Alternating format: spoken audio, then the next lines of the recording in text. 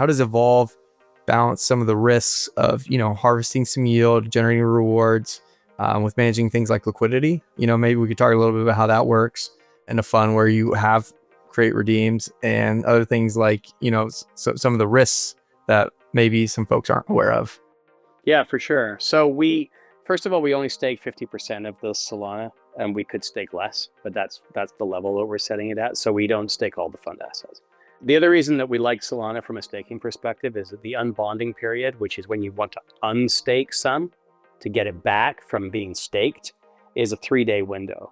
And that window doesn't move based on how many other people are trying to unstake. And this is a nuanced difference between Solana and some of the other cryptocurrencies like Ethereum.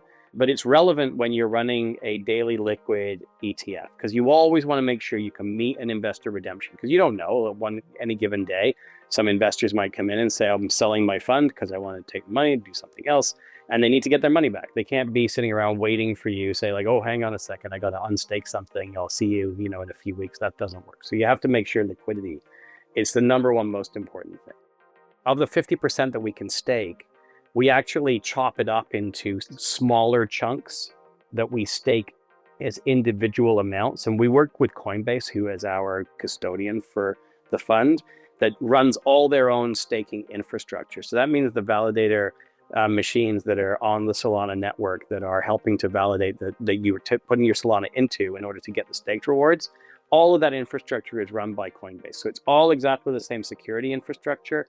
It never leaves the custodian and goes somewhere else. It's all being operated exactly the same, with the same security, management, and all of the so that means all of our operational due diligence applies to staking as much as it applies to the custody piece itself, right? So we get SOC 1 and SOC 2 reports from Coinbase and the other digital custodians we work with every year.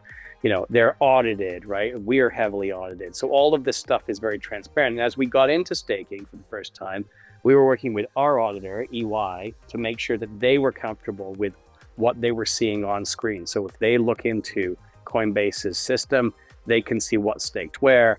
They're comfortable with the reporting that shows us the staking rewards, and when they're coming in, we get, that stuff comes in every day. You can see how much you're getting back in the yield, so to speak.